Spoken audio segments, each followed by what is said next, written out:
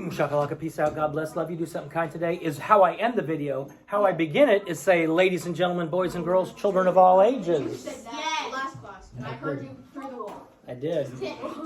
Alright, so what we're going to do is we're going to do some example problems for adding and subtracting fractions.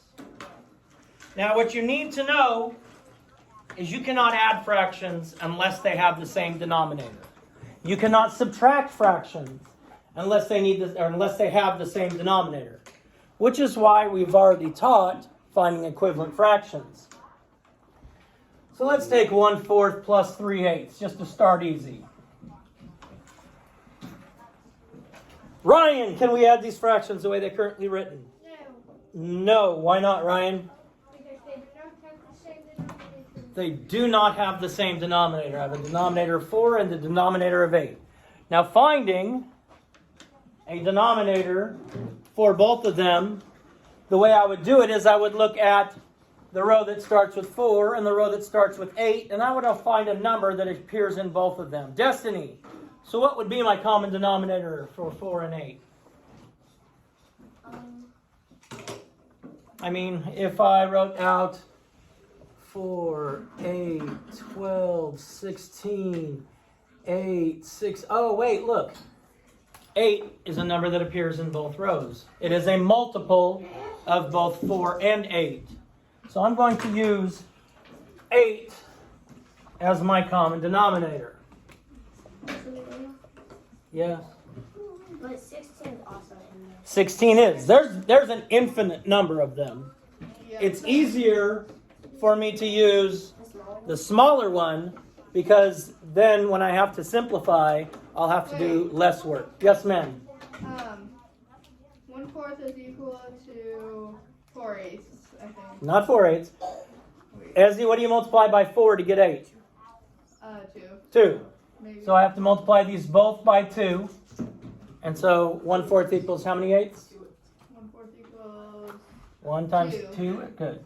And we could check that if we wanted to, 1/4 and 2/8. So we can prove that I actually know what I'm doing. And I'm not just making this stuff up. So 1/4 and 2/8, same value, same thing. Now 3/8 is already over 3/8. So I can just leave it there. You're going to want to remember to go back and check the sign. Because I heard that your math teacher will not give you credit if you subtract when you're supposed to add or you add when you're supposed to subtract. Because your math teacher really wants you to pay attention. So now we have 2/8 plus 3/8 equals what, Alana? 6/8. Plus 2/8 plus 3/8 is 5/8. 5/8. Good. Now we have to see if our answer is simplified. So we have to see if there's a number other than 1 that will divide into both 5 and 8. I mean, you know how to simplify fractions. We did it in class 2 days ago. You practiced it yesterday. Is there a number, Seth, other than 1 that divides into both 5 and 8? Does 2 divide into 5 and 8? No, because 5's not even. Seth, does 3 divide into both 5 and 8? No. 4 divide into both 5 and 8? No. 5 divide into both 5 and 8? No. And I can't get bigger than whatever my numerator is here. So 5/8 is in lowest form. 5/8 is in lowest form. Okay, let's do... We'll do a subtraction one now. Let's do 1/2 minus 1/3. 1/2 minus 1/3. Grace, can we subtract these problems or these two numbers the way they're currently written? No. I said Grace. Okay. Grace, can I? No. Why not? Let's phone a friend. Ezzy, why can I not subtract these the way they're currently written? Because 2 is not the same as 3. Good. They have to have the same denominator in order to subtract. Okay? I can't do without unless they have the same denominator. So we need to find an equivalent denominator for both of these without changing the value.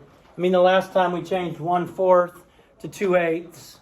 So we need to do the same thing without changing the value.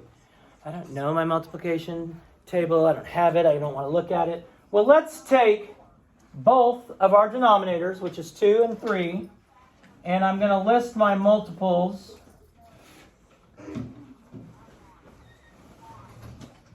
And I'm listing my multiples, and I'm looking for one that they have in common. So Grace, can you see one that they have in common? 6. 6, good. These both have 6 in common, which means I can change both of these so that they're over 6 without changing the value. And I ask myself, Brad, what do I multiply by 2 to get 6? 3. And so Brad tells me 1/2 is the same as 3/6. We know that's true because 3 is half of 6, just like 1 is half of 2. That's how we can easily do a fraction that equals 1/2. And let's go. Zach, what do I multiply by 3 to get 6? 2. Multiply these both by 2. And what's my numerator going to be here then? 2. Yes. I go back. I find what sign it is. So, Grace, 3/6 minus 2/6 is? 1/6. And I know this cannot be simplified because it's a unit fraction. You can't simplify unit fractions. And the unit fraction has 1 as the numerator. That's what makes it a unit fraction. We talked about that way back in December. So, just as a reminder. That was like 2 years ago. Yes, almost. Oh my gosh. Let's do. That was last year. That was like 2 years ago. It was a year ago. So last year. Oh my. You guys. Even though it's January. 3/5 plus 1/3. Azzy, can I add those two fractions like they're currently written? Why not? Because the denominators are the same. The denominators are not the same. So, if I don't know what the common denominator would be, I can list my multiples. 5, 10, 15, 20, 25, 3, 6, 9, 12, nothing yet. 15, oh look, I've got a common denominator of 15. Which means I can change both of these so that they're over 15 without changing the value of it. Because I'm going to multiply each of these fractions by a fraction that equals 1. So, Grace, how do I change 3/5 to something over 15?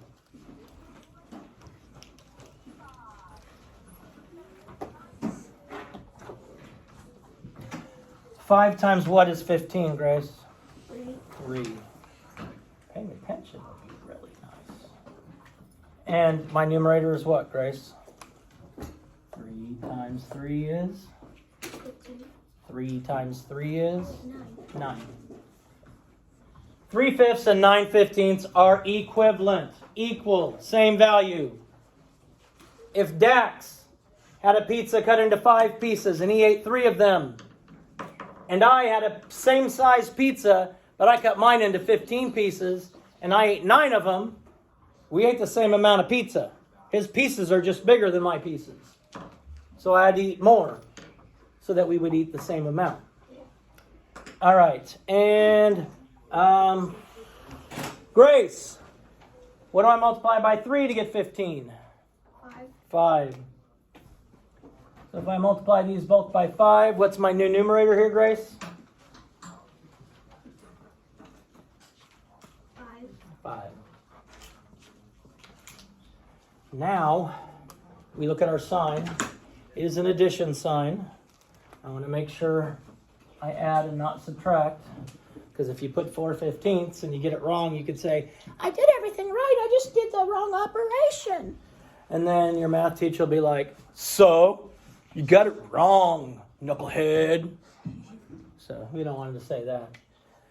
So now Connor, 9/15 plus 5/15 is? 14/15. And as I said to you all yesterday, or the day before, I don't know, someday this year, you cannot simplify a fraction if the numerator and denominator are within 1. Okay, the numerator and denominator are within 1, so we can't simplify that fraction. It's the way it is, no questions asked. Another Boom Shakalaka. Peace out. God bless. Love you. Do something kind today. Save the bees. Please subscribe.